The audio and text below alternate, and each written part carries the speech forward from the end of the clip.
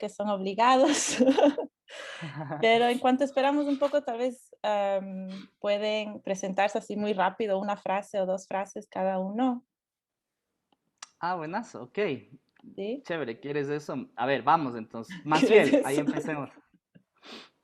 Chévere, para hacer una otra dinámica.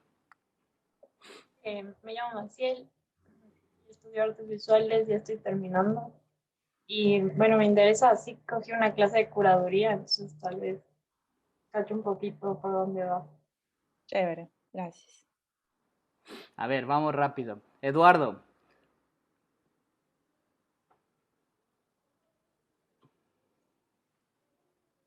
Aquí está, no encontraba para aprender el micrófono. ¿Qué tal? Soy Eduardo. Estoy en, ¿qué es? Cuarto semestre ya de artes visuales. Y estoy aquí para aprender, no puedo decir más. Mucho gusto. ujú. Belén, de ahí Joaquín. Hola Ana, ¿cómo estás? Mi nombre es Belén. Yo estoy en mi último año de artes visuales igual. Y nada, me interesa mucho lo que tienes por decir. Estaba un poco chequeando el artículo que nos recomendaste y lucía bastante interesante. Chévere.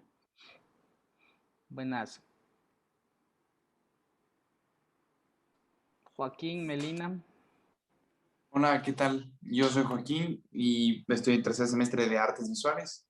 Y súper cool, me parece muy interesante el tema de la cura de mí. Entonces, eso, veamos. Todos son estudiantes. Melina.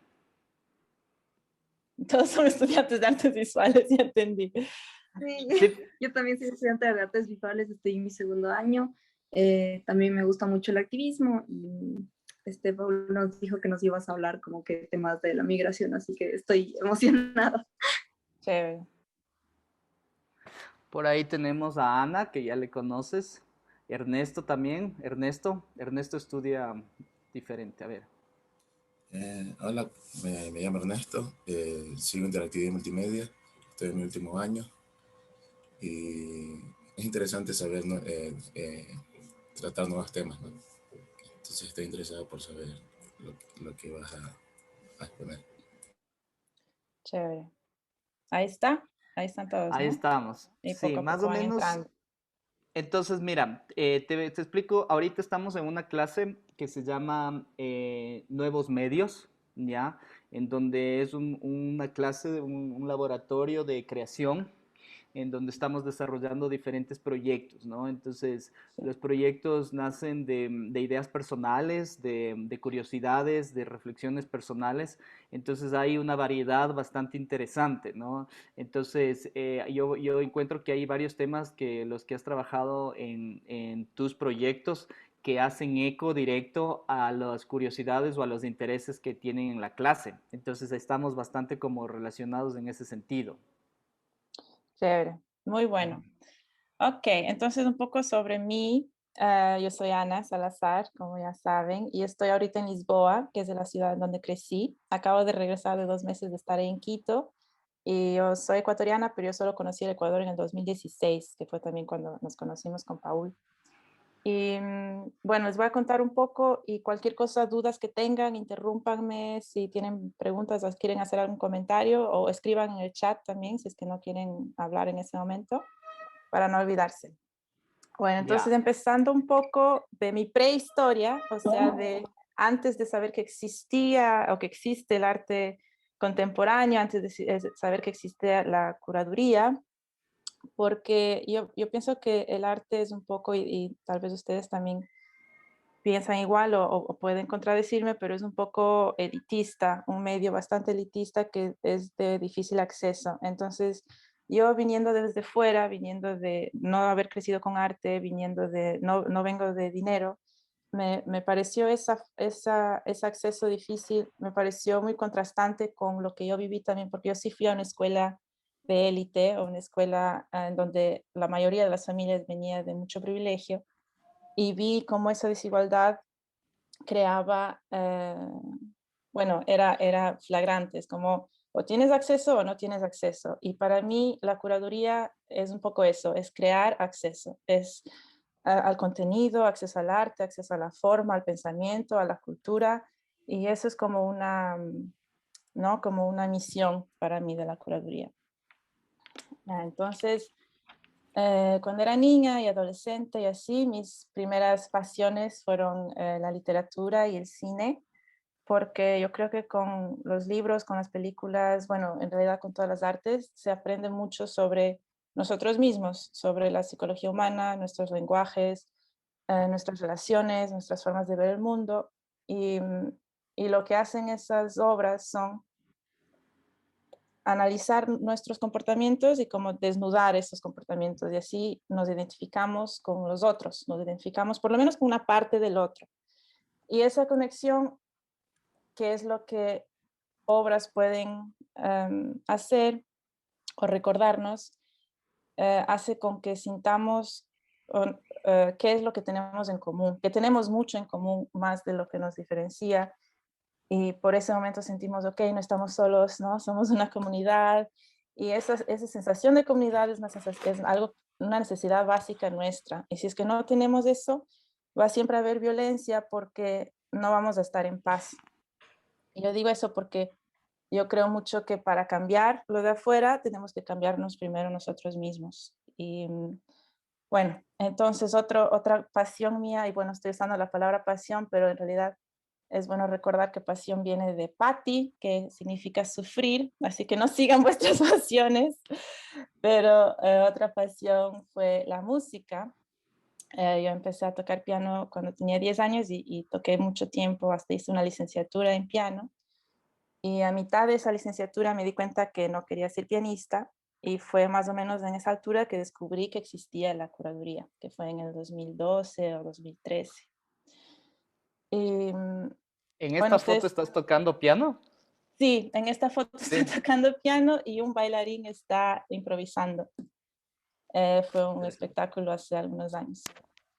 Entonces, yo asumo, ustedes están estudiando arte y yo creo que había otras personas que estaban estudiando curaduría, pero bueno, yo asumo que si es que están en el arte es porque han tenido encuentros con arte que quizá cambiaron vuestras vidas, cambió vuestra forma de ver las cosas, vuestros oídos, formas de pensar. Y entonces los que estamos trabajando en el arte es porque creemos en el poder del arte, creemos que tiene un poder transformador, tiene un poder reparador también. Y ese es el poder de la imaginación, porque sin imaginación no hay futuro. Es lo que nosotros estamos haciendo ahorita que va a crear el futuro, cada semilla de este momento. Entonces, yo me acuerdo de un momento que tuve así, de un encuentro, ¿no? En el 2009, que fui a ver una exposición y me emocioné mucho con una obra que contaba, que era sobre Palestina, básicamente.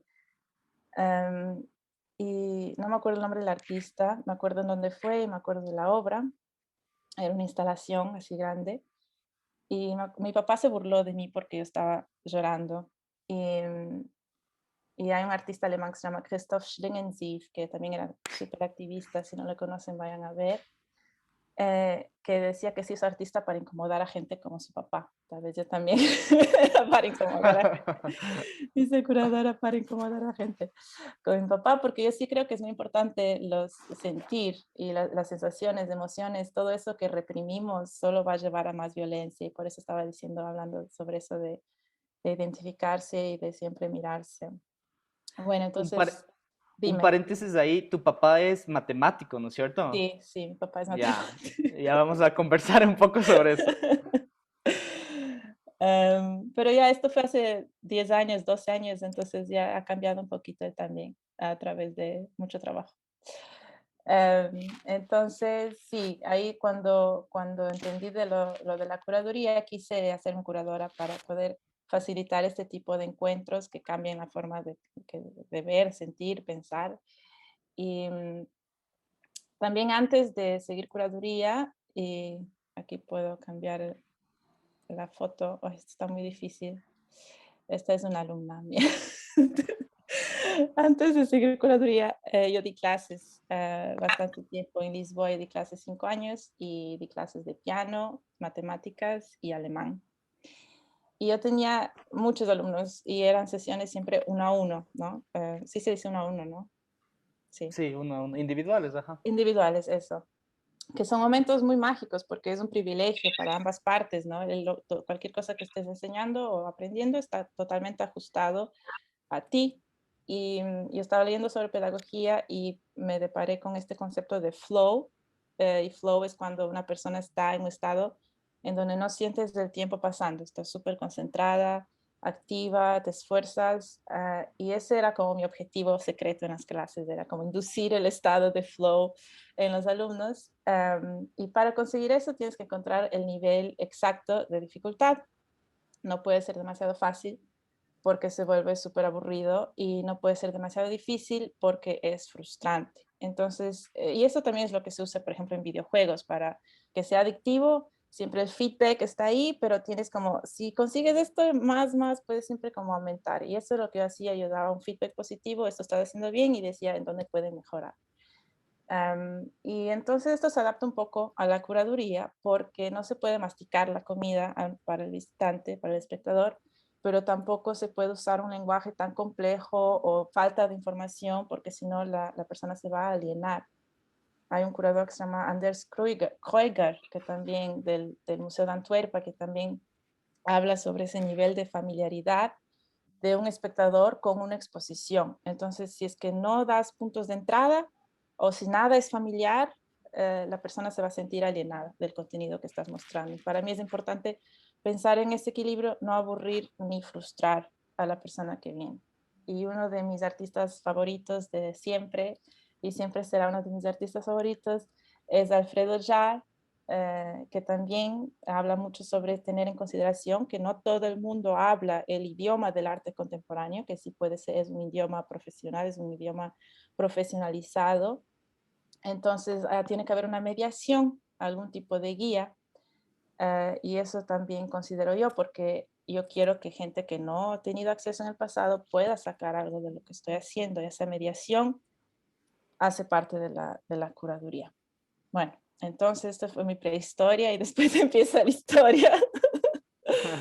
Del 2014 al 2016 fue cuando yo estuve en Nueva York haciendo mi maestría en prácticas curatoriales, y fue una época muy feliz. Les cuento que si es que quieren hacer eso, les aconsejo. A ver, tengo que cambiar el slide. ¿Cómo se...? Ay. Aquí está más mi alumna. A este slide era para dejar, pero bueno. Voy a dejar ahí en cuanto hablo un rato, porque el próximo no sé. Esto era mi alumna que decía que yo era un Buda porque meditaba, pero bueno. Entonces mi tesis, no, sí tengo que pasar el slide, perdón. Ahí está. Esa es mi tesis de maestría, porque incluía una vertiente práctica. Y entonces yo creé el Pata Fest, que era un festival dedicado a lo imaginario, lo absurdo y lo político, porque yo quería pensar en colectividad y esta idea de coro de voces. Y encontré un espacio cabaret en Nueva York, en West Village, y usé ese espacio para hacer como un espectáculo de variedades experimental. Y tenía música, performance, instalación, poesía, video. Y también el otro día que estaban con Fabiano también hablando sobre Dada, también era un poco para celebrar los 100 años de Cabaret Voltaire, que abrió en 1916, y entonces evocar un poco ese espíritu Dada y todo ese legado para pensar sobre lo absurdo y lo político, y entonces encontrar también nuevas maneras de crear acción colectiva. Y el punto de partida es esta imagen que ven, los músicos de Bremen, y hasta esa imagen en mi cabeza hace mucho tiempo, porque es una historia que yo oía cuando era niña. Es un cuento alemán transcrito por los hermanos Grimm en el siglo XIX. ¿Conocen esta historia? ¿Es conocida? ¿O cuento así súper rápido? No conozco yo. No, entonces así es un burro que ya está muy viejito, entonces es un peso para su dueño, un fardo. ¿No se dice fardo? Perdón, mi español no suena mal, pero no uso tanto, entonces muchas veces no sé Es un palabras. peso, un fardo, como un bulto, ¿no? Exacto, entonces ya era un peso para su dueño, y el dueño se quería deshacer del burro para no estar gastando plata en comida, esas cosas. Y el burro se da cuenta y decide huir de su casa y dice, me voy a hacer músico en la ciudad de Bremen. Entonces él va caminando a Bremen, y en el camino encuentra un perro que también está así viejito y le dice, ¿qué te pasa? Y el perro también está así amenazado, ¿no? Entonces le invita y el perro se junta y después en el camino encuentran un gato en la misma situación, el gato se junta, todos van a ser músicos de Bremen. Y al final encuentran un gallo que también se junta a este grupo, porque también está viejito, le van a poner en la sopa y ya. Entonces están todos caminando hacia Bremen y cae la noche y los animales están así súper cansados y ven una casa con luz. Entonces miran así por la ventana y ven ladrones que están comiendo, están como en una mesa, un feast, un manjar. Y entonces los 4 compañeros debaten y llegan a esta fantástica idea que ven aquí en la imagen, que es juntar sus cuerpos en este tótem y entrar por la ventana. Y hacen así un montón de bulla y asustan a los ladrones. Entonces el perro se sube en el burro, el gato en el perro y el gallo encima de toditos. Y funciona, se instalan en la casa y viven para siempre felices, en paz y en armonía. Entonces, estos animales viejos que a nadie quiere fueron capaces de juntos encontrar una casa para sí mismos. Es una imagen bastante absurda que me intriga bastante y por eso quedó también probablemente en mi imaginario. Y es excéntrico y bastante como espectacular. Y viene de esa colectividad, no tiene autor, no es el burro tuvo la idea o el gallo tuvo la idea, no. Se juntaron y los 4 hicieron esto. Juntaron sus cuerpos, juntaron sus voces y ganaron. Y es un acto performativo. Entonces eso era lo que para mí era importante también en esta historia. Bueno, entonces después esto es el póster. Como la suma de las fuerzas, dices tú, ¿no? Sí, sí. Y pensar en eso de coro también. Es un cuento muy político en realidad, ¿no? Ya. La gente marginalizada es un grupo de animales marginalizados que ya no sirven, ya no son productivos para esta sociedad, entonces se les pone a un lado, ¿no? Ujú. Bueno, está el póster del evento, todas las obras fueron comisionadas o adaptadas. Por ejemplo, esta fue la contribución de Bo Wang, un artista chino que a mí me gusta también mucho, hace muchas películas también. Es cóctel de mango, es inspirado en un evento histórico en el cual trabajadores chinos estuvieron venerando a un mango durante la Revolución Cultural. Fue en el 68. El gobierno de Pakistán presentó a Mao una caja con 40 mangos y Mao decidió que mandar un mango a cada fábrica de Beijing. Entonces las fábricas más importantes recibieron un mango y el mango se hizo como el símbolo de la dedicación de Mao a los trabajadores. Entonces intentaron que el mango se quede preservado, le cubrieron de cera y pusieron en un altar al mango. Y claro, se empezó a pudrir y los mangos eran como hervidos así en unas olas gigantes y cada trabajador tomaba una cucharita del mango, de esta sopa de mango. Entonces eso hizo Bo en el espectáculo. Él hizo esta instalación en donde la gente podía tomar un poco de mango y tenía un papel explicando lo que, o sea, por qué, ¿no? Entonces Ya. fue este evento así. Y como ven, la gente tenía silbidos, la gente tenía que contestar preguntas, tenían que escribir también y también cantar. Había una parte de música que cantaban, esto era un video también comisionado. Bueno, entonces en ese momento en que estaban ahí, la gente, el público también era un coro, ¿no? También era un coro durante este evento. Bueno, era un proyecto bastante como idealista, ¿no? Pensando el coro de voces, así en donde las personas están abiertas a influencias de los otros, como un grupo de pájaros, ¿no? Así muy armoniosamente, por telepatía, vuelan juntos.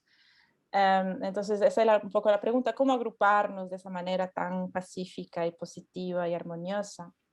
Porque es un poco lo que la historia de los músicos de Bremen también es, ¿no? 4 animales que llegan a esa armonía total, pero son capaces de eso por una razón que es que están en una situación completamente desesperada. Si es que no se juntan por ese mismo objetivo, van a enfrentar la muerte. Es muy simple y muy directo así. Entonces, ese estado de emergencia en realidad es nuestro estado normal, es nuestra condición humana. Si es que no nos juntamos, si nosotros vivimos en sociedad, en comunidad, para sobrevivir.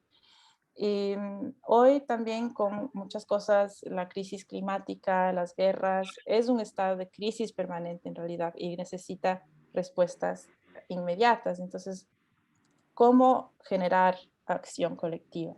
Y el otro lado de la misma moneda es que a pesar de que sí, uno puede hacer parte de algo lindo, muy armonioso, el coro también es algo que puede ser manipulado, manipulativo, ¿no? También podemos pensar en ejército, podemos pensar en todas esas cosas que son homogéneas, homogeneizantes. Y entonces también estoy interesada en pensar cómo, por qué, cómo se hace para que aceptemos colectivamente lo que es inaceptable. Y eso, ¿no? Un ejemplo máximo puede ser Alemania nazi, porque todo el mundo aceptó eso, pero en realidad nosotros también estamos haciendo lo mismo hoy. Estamos aceptando pobreza, estamos aceptando guerra, estamos aceptando genocidios, que es lo que pasa todos los días hoy en el mundo. Entonces, encima en un mundo globalizado no podemos ni siquiera decir, ah, no sabía, no. Entonces, esa es otra pregunta que también tengo. ¿No tienen preguntas hasta ahora? ¿Comentarios? Sí, Ana Sofía, mira, es súper interesante cuando hablas, ¿no es cierto?, sobre el tema como de la accesibilidad en cuanto a y como mecanismo que se use la mediación que está incluida dentro de la curaduría, ¿no es cierto? Y nosotros conversamos mucho de esto porque cuando estás produciendo como artista, haciendo video o digamos haciendo obra, estás de alguna manera pensando en un público, ¿no es cierto?, en una audiencia, en dónde va a terminar esto y en cómo esa audiencia llega a tener un cierto grado de absorción de esto, ¿no? Nosotros hemos hablado mucho sobre la idea del entendimiento, sobre qué es realmente entender una obra o no y qué necesitas para entenderlo o no, ¿no? Entonces me parece súper interesante que aquí tú planteas con lo que estamos mostrando que parte de ese proceso de participación o de acción y quizás de entendimiento, hay una dosis como de diversión, ¿no? Porque yo veo en estas fotos y parece que la gente está divertida, ¿no? Entonces quería como que comentes cómo ves esa idea, porque hay mucha gente que cree que el arte no debe ser divertido, ¿no? Que el arte es como que una cosa un poco más densa, más intelectual, y cuando se lo relaciona con la diversión o el entretenimiento, como que hace un cortocircuito, ¿no? ¿Qué crees tú de eso? Uno de mis grandes héroes de siempre es Charles Chaplin. Y él lo único que quería es hacer a la gente reír. Él decía, un día sin reírse es un día perdido. Y yo estoy totalmente de acuerdo. Además que todo lo que es la lucha política y activista, todo lo que es querer cambiar el mundo, son cosas tan duras, tan deprimentes en realidad cuando estás todo el tiempo viendo las cosas que están pasando, que si es que no tienes eso, si no tienes el humor, si no tienes la buena disposición, no vas a tener fuerza de seguir adelante. Entonces, y yo creo que el humor, y también eso fue una cosa que estaba escribiendo en mi tesis, porque también tenía era práctico y también era escrito la tesis. El humor es una puerta para que la gente que no quiere oír o no está oyendo o no está poniendo atención, entre. Y esas son las personas que quieres que entren, porque las otras ya entraron, las otras ya están oyendo, las otras ya están poniendo atención.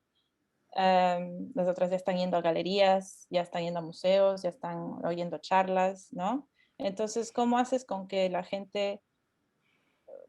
Y yo no hago mucha distinción también, por ejemplo, entre entretenimiento y obra. O sea, sí hay películas que son malas películas y hay películas que son buenas películas, pero no es entre entretenimiento o no. No veo eso así. Me parece que humor es realmente una herramienta fantástica. Además, yo escribí un texto sobre un artista a ver, déjame ver, un artista angolano que él es súper chistoso, o sea, su obra es pesada porque son temas súper difíciles y densos, tiene guerra, tiene racismo, pero te ríes con sus obras y no es por eso que es menos serio. Él es súper serio en su trabajo, es súper serio como artista. No, pero te ríes con sus obras y lloras con sus obras también. Entonces, sí, totalmente a favor del humor y de reírse. El texto está aquí. ¿Dónde está el chat? No encuentro el chat, Dios mío. Bueno, El- cuando Mandas el pare, link, ok, sí. ya, dale. Bueno, entonces la pregunta era, ya, ¿dónde están mis slides? Aquí. Ahí Ya, están. Estamos ahí viendo está. tus slides. Ajá. Entonces llegamos a Singapur. En el 2016 me mudé a Singapur. Y fue ahí que trabajé como curadora asistente hasta julio 2020, o sea, bastante tiempo, casi 4 años, en el NTU Center for Contemporary Art Singapore, que es un centro de investigación de la Nanyang Technological University, una universidad muy grande. Y CCA, les muestro aquí, estas fotos son como básicamente postales de Singapur, para que si es que por acaso no tenían una idea de ese lugar, ahora tienen. Singapur es un país, también es una ciudad y es una isla bastante chiquita entre Malasia y Indonesia. Y el clima es así, caliente, tropical, es tipo Guayaquil. Y siempre, todo el año es verano. Y ahí el CCA tenía el centro de investigación, que es oficina también. Tenía otro edificio donde tenía los estudios, tenía 7, y digo tenía porque este mes, marzo, es el último mes que existe el CCA de esta manera, pero ya explico. 7 estudios en donde tenían siempre artistas en residencia, internacionales y también locales, y un espacio, un edificio que era como las exposiciones pasaban ahí, tenía un espacio expositivo más pequeño también, que era el laboratorio, y tenía una especie de mini cine que era también donde había las charlas. Bueno, había varios espacios y un espacio grande también que era donde eran los workshops, bueno, varios espacios que estaban todo el tiempo programados, básicamente. Hubo un momento en que teníamos como 3 eventos por semana o así, entonces después intentamos escalar un poco para abajo. Y este mes es el último mes porque se termina un ciclo de financiamiento y la universidad no quiere continuar financiando, entonces van a continuar existiendo, pero solo con 7 personas y solo el espacio de la oficina, que es el centro de investigación, o sea, los otros espacios ya dejan, y cualquier proyecto que tengan tienen que hacer su mismo fundraising, su misma agregación de fondos, porque ya no tienen presupuesto. Eso. Entonces, este centro es dirigido por Ute Metabauer, que es una curadora alemana, que es la directora y curadora también, o sea, ella decide el programa de exposiciones, y de ahí yo como la asistente en exposiciones, que en realidad era un departamento bastante pequeño, era como solo yo y la producción. Hacía toda la pesquisa, toda la producción, correspondencia con los artistas, los catálogos, etc. Entonces yo no voy a hablar mucho de todas estas exposiciones, que fueron todavía algunas, pero quería enfocar una pregunta también. Esto no es grabado, ¿no es cierto? ¿O se está grabando? Pero para la... Antes de que Dime, digas dime, cualquier ¿qué? cosa. ¿Qué dices? ¿Qué O sea, dices? grabamos las charlas de los invitados. Sí tenemos como un repositorio que nuestros colegas de la galería lo archivan, digamos. Ah, Antes de que digas nada, por si por eso, como me están grabando, tengo la Ok. honestidad, tengo que... Dale. Bueno, entonces voy a hablar sobre algunos ejemplos, pero hay muchos ejemplos, pero bueno. Este ejemplo es del 2018, una exposición que se llamó Trees of Life, Knowledge and Material, que era sobre materiales naturales de Asia, bueno, Asia, porque Asia es súper gigante. Pero eran 4 materiales: el índigo, la laca, laca se dice, ¿no? Lacquer, Laca, sí, laca.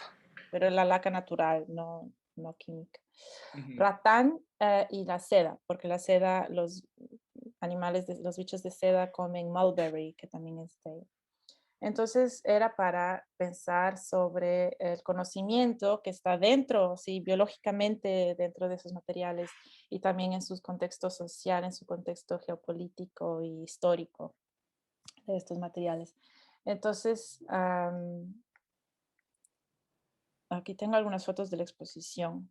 Y aquí lo que me gustó hacer fue un poco contraponer esta estética, como muy estética, como ven la exposición se veía muy bonita, pero esta idea del contexto social, de la historia de cada material, de cómo era usado, aplicado y cómo hace parte de una ecología y de una economía local también, no está aquí. Entonces, en donde estuvo, sí fue en la programación que hicimos, una serie de eventos públicos que estaba dividida en 4 seminarios, cada uno dedicado a uno de estos materiales, que incluía charlas, paneles, workshops, siempre investigando esto de las aplicaciones de estos materiales a lo largo de siglos. Y también lo que está pasando ahora, los avances tecnológicos más recientes. Entonces invitamos etnobotanistas, antropólogos, investigadores, artesanos, cientistas, diseñadores, y los artistas de la expo también, que eran, bueno, que trabajaban estos materiales, para pensar sobre el rol de la artesanía y de las culturas ancestrales en sostener y apoyar estas comunidades locales y a sus ecosistemas. Entonces también hablamos sobre la importancia de mantener los manglares, la importancia de cómo estas técnicas ancestrales se pueden mantener, porque la gente ya no quiere hacer, ¿no? Es como ya esto es muy difícil y dejan de hacer. Entonces, cómo mantener y cuáles son las motivaciones. Entonces, eso fue un programa súper transdisciplinar, que también es una característica de CCA en general, porque es un centro de investigación de la universidad. Entonces, sí tenemos siempre un diálogo entre disciplinas y eso me gusta y me gustó mucho y aprendí mucho con eso durante estos años porque es como infiltrar un poco el arte en las otras áreas de la vida, ¿no? De la sociedad. Entonces, sí, me gusta esta idea de infiltrar un artista en cada industria, en cada empresa, en cada... porque sí hay consideraciones que pueden tener voz, porque siempre van a pensar de una manera diferente. Bueno. Este es otro ejemplo. Cuando CCA cumplió 5 años, hicimos como un festival. Y yo no hice parte del festival, pero hice el librito que acompañó el festival. Entonces, Free Jazz había sido como el evento inaugural en 2013, entonces esto era Free Jazz 2. Y este no es catálogo, pero bueno, es como un librito que acompañaba, y la curadora era la Magdalena Maguire, que es la que trabajaba en educación, y ella, este catálogo está basado en un calendario chino, que son calendarios diarios, o sea, cada página es un día, y en estos calendarios hay siempre un dicho, como el dicho del día, y entonces nosotros invitamos a artistas, escritores, a curadores, para que contribuyan el dicho, o sea, en vez del dicho tenía esta contribución. Entonces, cualquier cosa que pueda ser impresa, texto, imagen, lo que sea, y fue una colaboración con un estudio de Berlín que se llama Mono Studio, que hizo el diseño, y era así. Entonces había páginas que eran como más normales, y había páginas que tenían la contribución de los artistas, así. A veces era texto, a veces era imágenes, a veces era, este es un poema. We are our ancestors inside of us, they lay sleeping in our belly and on our tongue. Eso. Y esto también muestro porque las cosas que hacemos en curaduría muchas veces son temporales. Puede ser exposición, puede ser un evento, un programa, una conferencia, pero lo que se imprime sí queda. Entonces nosotros siempre hacíamos libritos así, o que fue The Posthuman City, fue una exposición del 2019, que venía con un póster adentro, o sea, y esto es lo que queda. Y acuérdense de eso porque documentar es importante y es bonito trabajar con diseñadores para encontrar formas para imprimir que sean, en donde la forma y el contenido también están como juntos. Entonces, Y Ana Sofía, ¿crees que sí. ahorita en el momento en el que estamos también vale hacer publicaciones impresas? ¿Cómo la Sí, ves? sí, ¿Sí? porque eso es una conversación larga. Yo soy totalmente a favor del ebook y de todo online, y del PDF y todo, porque me parece súper lindo poder compartir más y copy-paste y ya está, y mandar en attachment y todo. Pero, pero, primero es mentira que todo online es más verde. El internet no es verde, para nada. Cada tweet, cada post, cada cosa usa un montón de energía y en este momento no estamos usando energía verde y el internet es súper, súper sucio en realidad. Entonces, no me parece comparar eso, por ejemplo, es que es más verde el internet en vez de estar matando árboles, así. Eso no es verdad. Y después me parece Más que por el tema de distribución, tal vez, ¿no? Por el tema sí, de por la distribución. distribución, pero a mí me parece bien hacer las dos cosas. Por ejemplo, de todos los libritos yo tengo el PDF y te puedo mandar el PDF y mandábamos el PDF y hasta está online el PDF para downloadar. Pero el Exacto. librito es otra cosa, es como Claro, un objeto. Sí, es un objeto, ajá. sí, Tenemos preguntas ya, los estudiantes van a ir haciendo preguntas. Vamos a empezar con ya. María Belén, luego vamos Maciel, luego Melina para que se vayan preparando. A ver, vamos Ya. Belén. Ya, hola Ana, yo tengo una pregunta sobre algo que mencionaste, aunque es de trabajo multidisciplinario que te interesa. ¿Crees que eso fue una estrategia consciente o inconsciente que surgió como que ya en el proceso de trabajo para esta mediación con las personas, un poco de acceso? Porque yo siento que, claro, lo que mencionaste al principio, de que el arte a veces puede ser leído como bastante elitista, pero el momento en el que uno expande o sea, expande también lo que se expone a otras áreas, existe mayor proximidad con las personas. Totalmente, porque así también puedes, el día que venía el etnobotanista, venían gente que le interesaba eso, el día que viene el artesano, viene gente que le interesa eso. Entonces, esas personas que invitaste van a llamar un público diferente que el público que ya tienes normalmente. Entonces, es una estrategia muy consciente de expandir el público y una estrategia muy consciente de tener muchas y plantear muchas puertas como puntos de entrada, puertas básicamente para diferentes personas. Y funciona muy bien porque mucha gente siempre el feedback era, wow, no había pensado esto desde el arte. Y entonces después de oír estas charlas, después de hacer parte de esos programas, entrar en la exposición es otra experiencia. Ya, ¿y cómo lidias con las distintas estéticas? Porque me imagino que no existe el mismo sentido estético desde una persona, justo desde un botánico versus alguien que esté en el diseño gráfico. Y claro, al principio sí se manejan ciertas estéticas dentro de los espacios expositivos, que creo que es algo que igual mencionaste al principio cuando nos estabas mostrando fotos de una exposición.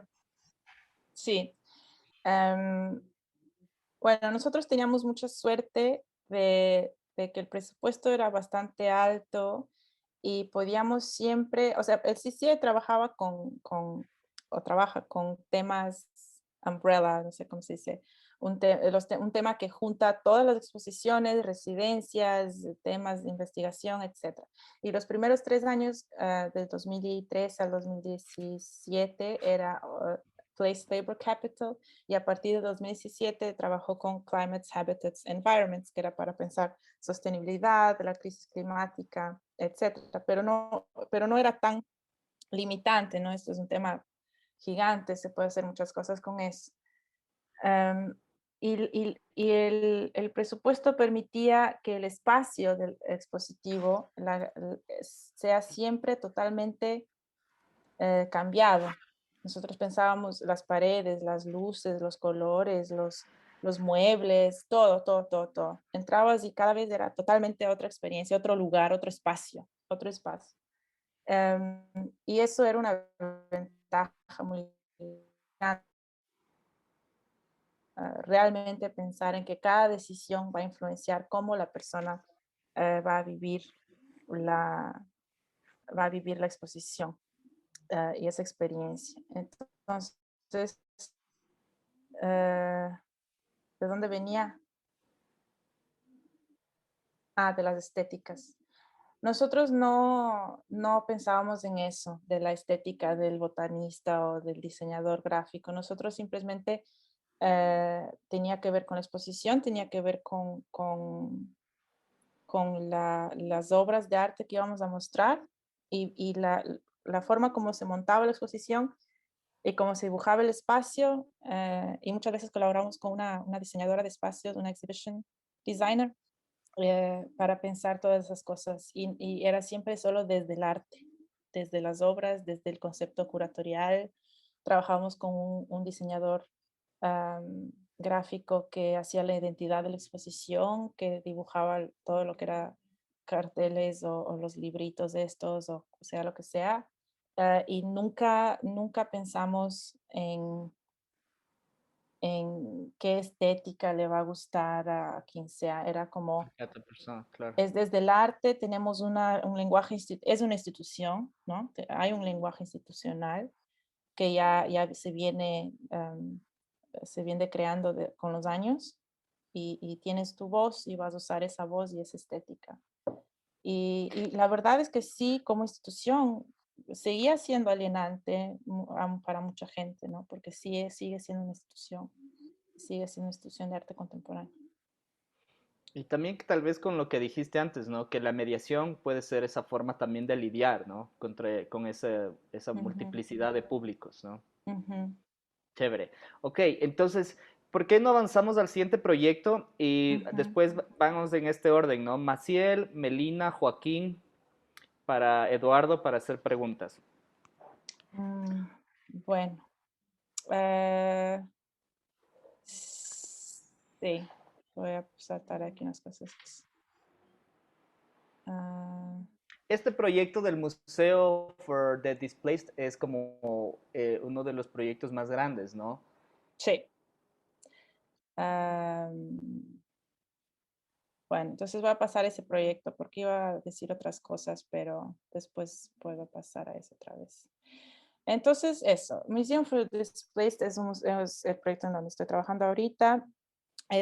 Fue fundado con 3 otros curadores en el 2019, Canan Batur, mi colega de Turquía, Samantha León de Singapur y Mohamed Kolabi de Irán.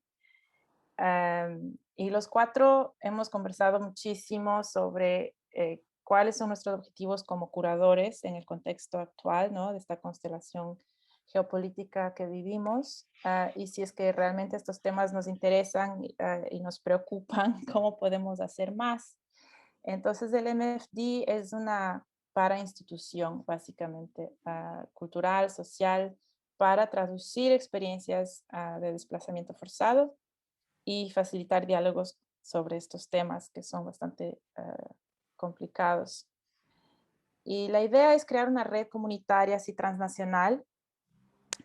Los proyectos son básicamente nómadas, y ahondar estos temas: desplazamiento, política de fronteras, identidades multiculturales o interculturales, a través, claro, del arte contemporáneo, pero también del discurso y de la acción. Entonces nosotros escogimos tener museo en el nombre, que es una palabra, ¿no?, con mucha historia, porque en el pasado varios museos fueron creados como movimientos solidarios.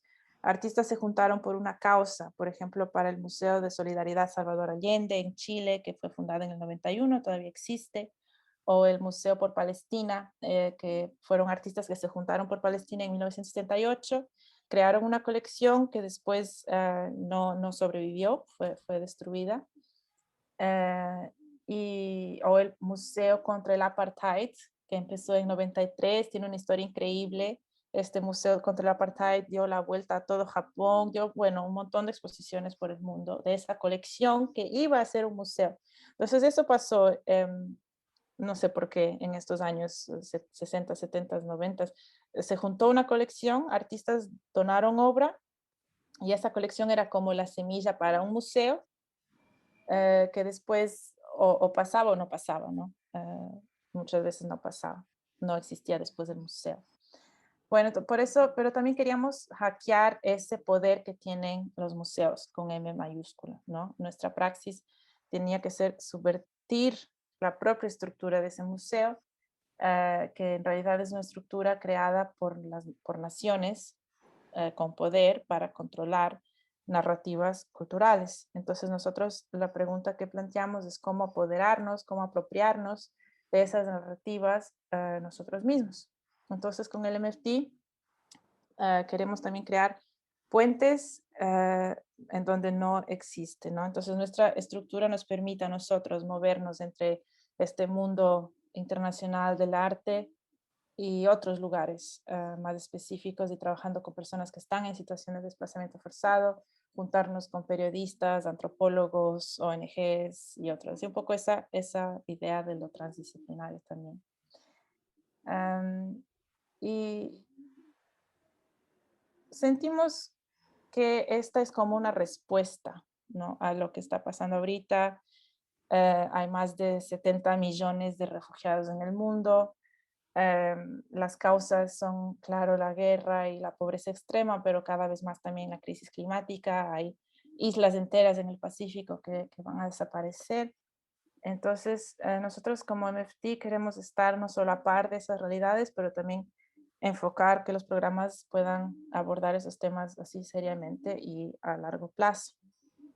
Entonces, como decía, ¿no?, ¿por qué estamos aceptando lo inaceptable y cómo condenar esas atrocidades?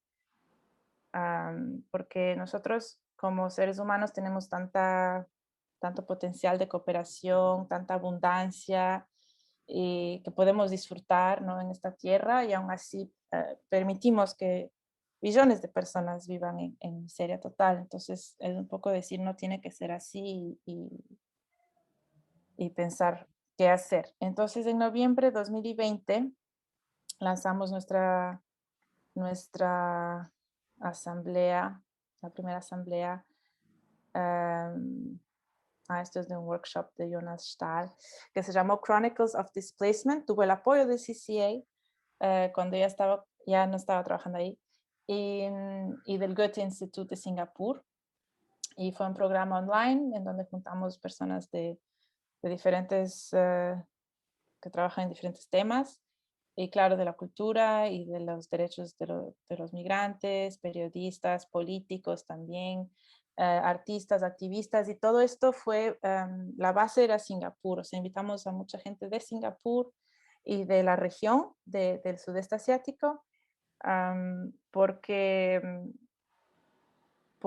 queremos siempre que estos eventos, a pesar de que son online, tengan un contexto sociopolítico muy definido para poder trazar líneas de acción, porque si no es demasiado abstracto. Bueno, entonces fue importante para nosotros facilitar ese intercambio también de conocimiento y prácticas entre las personas que invitamos, los contribuidores, especialmente en ese contexto que digo de Singapur. Si ustedes vieron las fotos, Singapur tiene 5 millones de habitantes, de los cuales 1 millón son lo que ellos llaman migrant workers, que viven en las afueras de Singapur. No viven ahí en el centro, sino alrededor de la isla, en donde hay dormitorios, viven 40 en un cuarto, no tienen los mismos derechos que tenía, por ejemplo, yo, como que yo tenía un employment pass, es diferente de que tener un work pass, y por eso también existe la diferencia de los expats, que son como los migrantes con dinero y privilegios, y los migrant workers. Y esa ciudad funciona porque están ellos ahí, ¿no? Cuidando todos los jardines, haciendo las construcciones. Son mayoritariamente de Bangladesh, Pakistán, China, y las mujeres son de Filipinas que trabajan como empleadas domésticas. Y uno vive en esa ciudad y no ve eso, no se ve esa parte, es como personas fantasma que están por debajo. Y hay una película muy buena sobre esto, si es que quieren ver, que se llama A Land Imagined. Es muy buena, está en Netflix. Y es de un singapurense que ganó un premio en Suiza por esa película. Entonces, hay mucha gente que habla sobre esto, pero es muy escondido porque existe censura, es peligroso en realidad hablar sobre estas cosas. Entonces, nosotros sí queríamos como impulsar estas conversaciones más a la luz y que estas personas que hablan sobre esto se conozcan y puedan colaborar en el futuro. Y sí pasó eso, que después, ¿no? Y había una persona también que está en el gobierno, cosas así, y eso en la oposición, claro, porque Singapur tiene el mismo gobierno desde que se independizó en 1965, nunca cambió el partido. Es casi imposible cambiar el partido porque el sistema es hecho de esa manera. Bueno, muchas cosas, pero por eso otra razón más para que la asamblea haya tenido esa base. Y uno de los invitados que nosotros hicimos 2 días de workshops, 2 días de charla de evento público, y una de las personas que dio el workshop fue Jonas Staal, que es un artista de Holanda, que este ejemplo que le estaba dando aquí es un parlamento para la gente de Rojava, que en realidad es stateless, ¿no? No tienen ciudadanía. Gente que es empujada por todos lados, no les quieren en Siria, no les quieren en Turquía, no les quieren en ninguna parte. Y ellos crearon este parlamento. Es su obra, básicamente, y él siempre hace obra que es así, ¿no? Son encuentros, son lugares de encuentro, también hace instalaciones, tiene ahora un proyecto que se llama Collectivize Facebook, que está pensando cómo, y está haciendo un caso jurídico con un abogado, que están viendo cómo hacer que Facebook pertenezca a la gente que usa, ¿no? O sea, se pertenecería a 2 billones de personas la compañía. Bueno, él es un artista muy interesante, hizo un workshop sobre arte organizacional y solo para los participantes de la asamblea, y después dio una charla sobre su obra. También mostramos dime. Bastante gente, ¿no? Uy, Estos sí, encuentros multitudinarios pre-pandemia, sí, ¿no? Ahora como ahora pre-pandemia, es sí. imposible. También mostramos una película de Erkan Özgen, un artista turco que se llama Wonderland. Y yo sí les quería mostrar esta película, pero no sé si es que me estás grabando porque, o sea, él no se importaría, pero si es que, o al final paras de grabar y yo pongo la película, ¿te parece? Ya, ok, chévere. Ya. ¿Sabes qué? Tenemos Son 4 preguntas. minutos, Ya, la igual película. tenemos A ver, preguntas de sí, varias partes de tu presentación, no ya. solo de esta última parte. Entonces, para ir volviendo a algunas ideas que pasaron antes y Ujú. etcétera, ¿ya? Entonces, a ver, vamos Maciel, de ahí Melina. Ya. Yo estaba pensando en la forma en la que documentas y archivas las exposiciones, como hasta qué punto es importante, y también pensando como en las obras que son como más efímeras y que tal vez los mismos artistas no les interese como tanto documentar eso. Claro, no, es buena pregunta, pero yo me parece siempre, primero, respetar a la visión de los artistas, porque ellos son los que, los que hacen las obras, y es una visión, a mí me parece, como curadora, hay que tener hay que saber negociar muy bien, porque la figura del curador está entre la institución, el artista, el público, ¿no? Hay es como un mediador ahí en el medio de la ecología. Entonces hay que negociar muy bien, pero el que esa negociación es siempre para defender la visión de los artistas. No hay que negociar con los artistas, porque ahí ya estás comprometiendo su visión. A veces sí, bueno, depende de los artistas, pero normalmente esa es la visión que hay que respetar y proteger y defender. Entonces, si es que el concepto de la obra es que no tenga documentación, well, claro que no vas a documentar, pero puedes escribir un texto sobre eso, puedes hacer otra cosa, aunque no sea esa obra, puedes siempre encontrar manera de que exista después algo para la posteridad. Si es que yo quiero saber, ¿qué hiciste en ese momento? Entonces tú algo está ahí. Puede ser que hay muchas cosas que yo hice que no está en ninguna parte, está bien también, no pasa nada. Pero pensar en eso a veces, porque a veces sí pasa que, uy, las fotos se me olvidó. Bueno, no tiene que olvidarse, no pasa nada. Sí. Solo eso. Y otra cosa, y en el caso en esta que fue como virtual, como el video de la charla se queda ahí. O sea, se quedó ahí, sí, no tiene que ser, pero nosotros avisamos a todo el mundo si están bien con eso y que esté online y ya. Sí. Bueno, todavía no está en nuestra página porque estamos mejorando, está en Facebook, pero la página estamos como haciendo unos cambios antes. Ahorita también vamos a lanzar más. Esta asamblea tiene como no es parte 2, pero es como un eco, que son contribuciones para la página. Por ejemplo, una idea de documentación. Nosotros pedimos a una persona que hizo parte de los workshops y estuvo en todo el evento. Pedimos a una persona que sea el critical observer, o sea, le implantamos ahí, y esa persona después generó un texto bastante largo que tenía que ver con, solo le pedimos, responda a esto, no le dijimos documenta, habla sobre qué pasó, no, responda a esto, y fue buenísimo para nosotros, porque es como una documentación, pero de la visión de esta persona que pedimos escogemos, ¿no? ¿Quién? ¿Por qué? ¿Por qué escogí a esta persona? También hay razones para eso. Entonces eso es algo que puedes hacer, de pedir a alguien que haga responda a eso de alguna manera, de forma escrita o depende de quién es. Chévere, ¿no? Como una comisión a un escritor que dé su opinión Sí. sobre eso. Uh-huh. Chévere. Ok, continuemos con Melina, luego vamos Joaquín, Eduardo. Ya, o sea, tengo una pregunta que es un poco fuerte, si quieres no la respondas, no pasa nada, sino que viendo cómo estás como metida en este mundo del arte y como que también relacionado temas que son polémicos, por ejemplo, lo que nos cuentas de los refugiados, que es un tema del que no se habla mucho. ¿Alguna vez has sufrido persecución por esto que haces? No, yo no.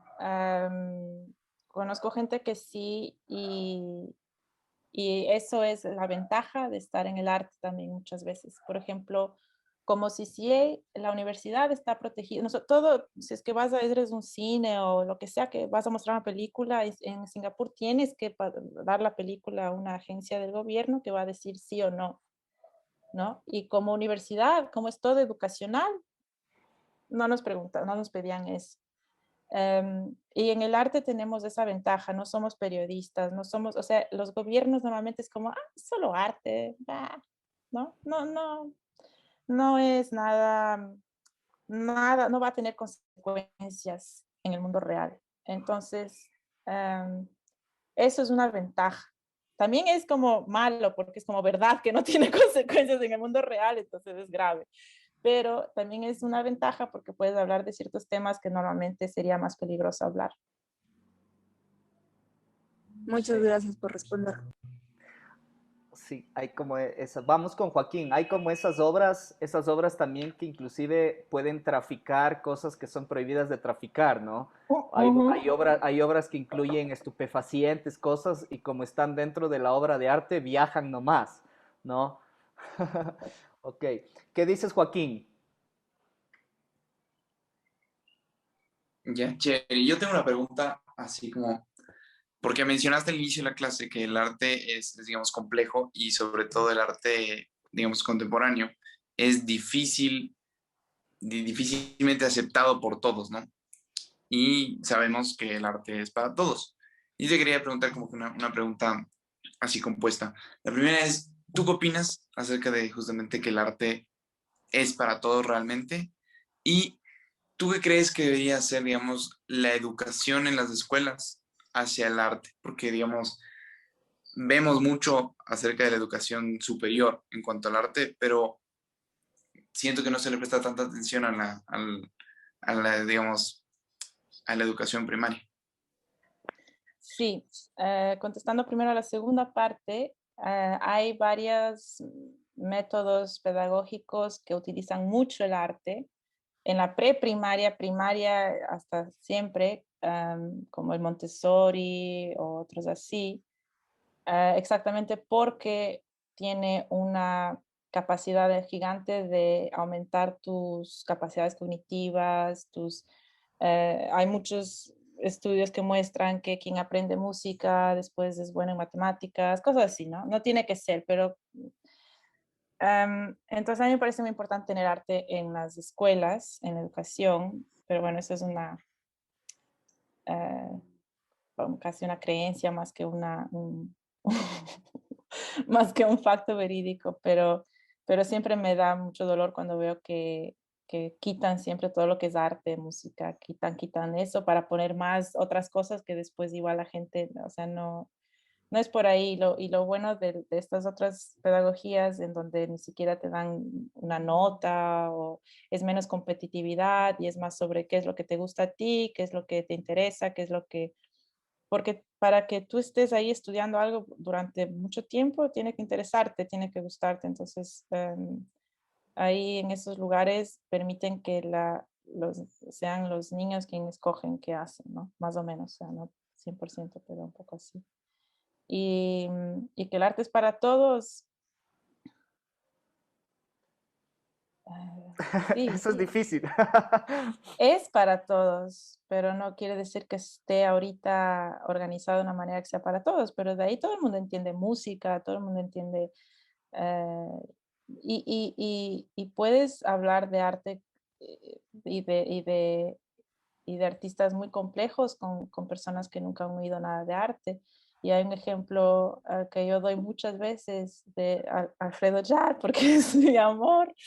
Él tiene una obra ya no me acuerdo el museo, pero un museo en Estados Unidos que le comisionó una obra para el jardín. Y él hizo esta obra que se llama Todo lo que yo sé, aprendí cuando nació mi hijo, que es una caja en el jardín, un pabellón, es un pabellón y tú entras en el pabellón y, y te sientas y de vez en cuando oyes un bebé llorando. Y lo que estás oyendo es un bebé naciendo live en ese momento en un hospital cerca del museo. Creo que él escogió como 3 hospitales en barrios que son cerca, pero barrios que son mayoritariamente clase baja, personas, o sea, barrios con personas que sabes que nunca han ido a un museo. Entonces lo que él hizo es que esas personas en esos hospitales donde están dando a luz, esos bebés que nacen y que tú oyes nacer en este pabellón en el museo, reciben entrada gratis al museo de por vida. El bebé. Ajá. Ah, ya. Um, entonces, bueno, me encanta este ejemplo. Es Es un como un ejemplo de gesto, crear, ¿no? sí, es para crear acceso, eh, es para sensibilizar sobre estos temas, de que hay gente excluida, gente que, ¿no? Todos en el arte decimos el arte es para todos, pero en realidad estamos aquí en esta burbuja de las ferias y las bienales y qué estamos haciendo, ¿no? Entonces, sí, Excelente. Eso es interesante que siempre sale a reflexión en las clases, ¿no? El otro día en la charla de Flaviano hablábamos, él decía que se pregunta sobre el lugar donde sucede el arte, ¿no? Y yo le decía que más que el lugar donde sucede el arte, como artistas nosotros construimos el lugar donde pasa el arte, ¿no? No donde sucede, sino donde le hacemos que suceda. Ujú, ujú. Y en ese sentido se amplía la posibilidad de inclusión, la posibilidad de accesibilidad, etcétera, ¿no? Entonces es como constantemente pensar en eso. Entonces a mí me parece que una de las cosas importantes de eso es pensar siempre en el espacio público, ¿no? Y así como tú estás haciendo como esta presentación crítica al modelo del museo y estaba pensando cuando te escuchaba eso, que habría como hacer una exposición sobre los proyectos que critican los museos. Hay bastantes, ¿no? Entonces, como una exposición que sea casi como que un kamikaze dentro de un museo mismo, ¿no? Así como que vaya a subvertir, se autodestruye.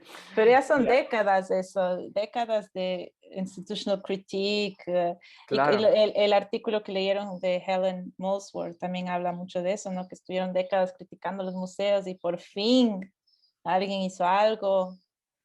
Se demora mucho tiempo, es un trabajo lento. con respecto al MoMA, claro.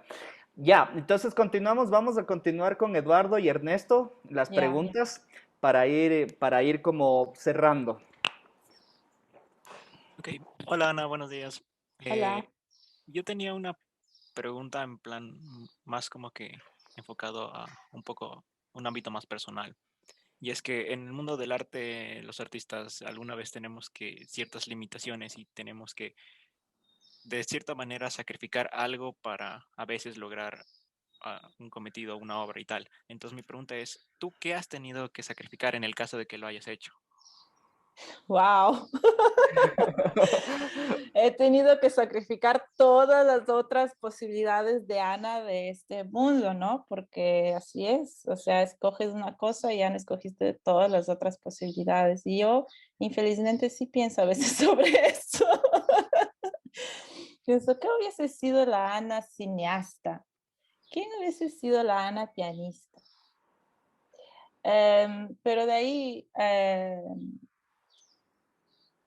ahí sí he tenido que sacrificar varias cosas en el mundo del arte, porque el mundo del arte es un poco, especialmente el mundo institucional, es bastante duro, es bastante duro. Entonces, muchas veces todo esto que yo les estoy contando aquí, que es mi forma de ver las cosas, mi forma de ver la curaduría, no siempre puedo, no siempre he podido tener la libertad de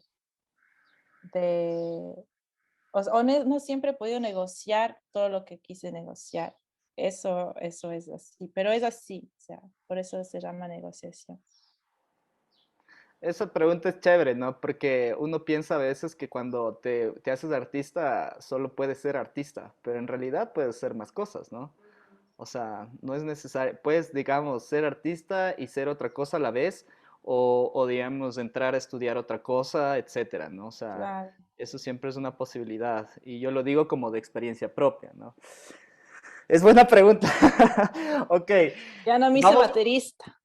Claro, no, porque qué hubiese sido si hubiese sido médico de primera fila contra el COVID, ¿no? O sea, ahí es cuando piensas como cuáles son los roles dentro de la sociedad, como quién es más útil para quién y esas cosas, ¿no? Son como, es difícil, ¿no? Y Mm, asimismo, desde una visión estatal o de gobierno también se piensa así, ¿no? ¿A dónde va la plata? ¿Qué es más útil para qué? ¿No? Entonces como, es una cosa compleja. mm. Ya. ¿Qué dices de Ernesto? Mi, perdón, mi pregunta también es un poco personal.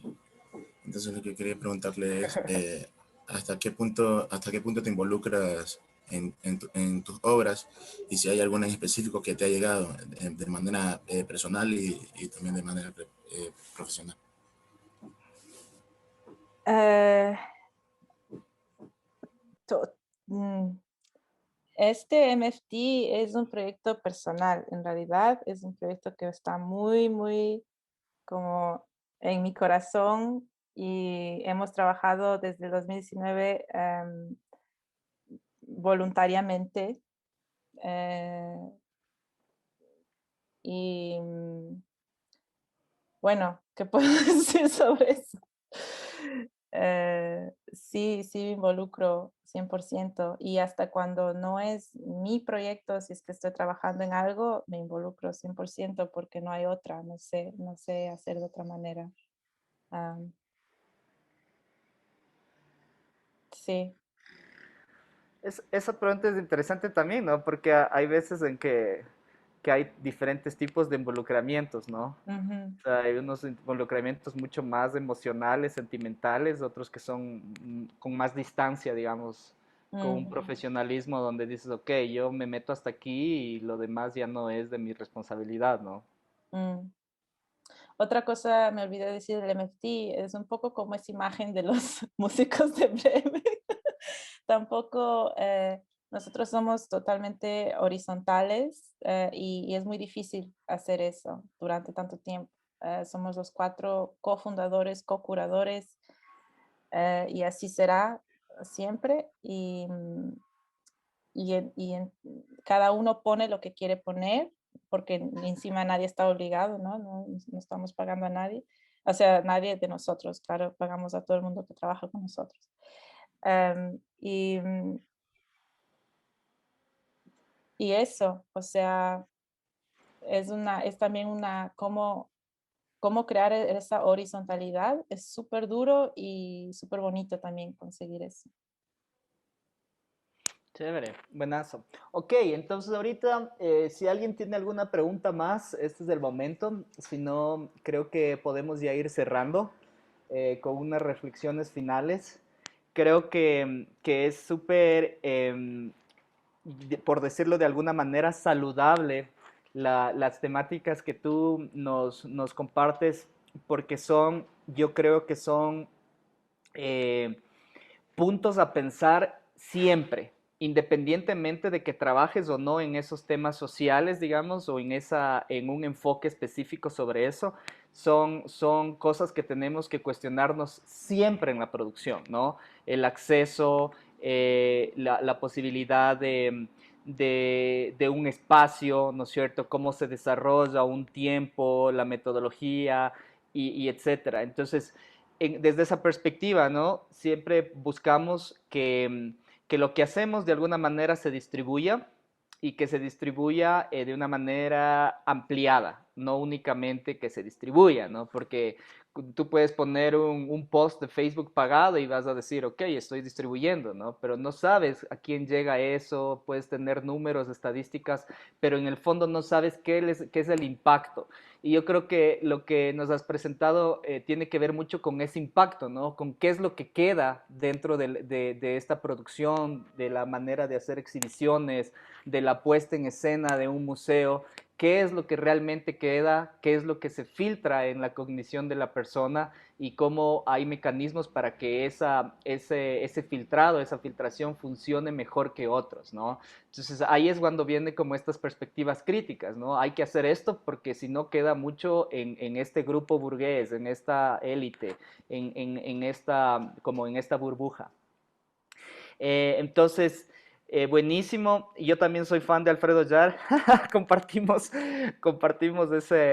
ese gusto. E inclusive por la música que hace el hijo, ¿no? Porque es como una relación Ah, bastante claro. interesante entre papá e hijo.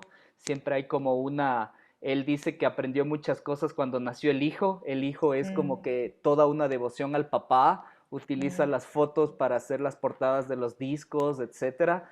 Entonces es como esa relación y además siendo de Chile, también tiene como una cierta cercanía, ¿no? Entonces me encanta a mí también.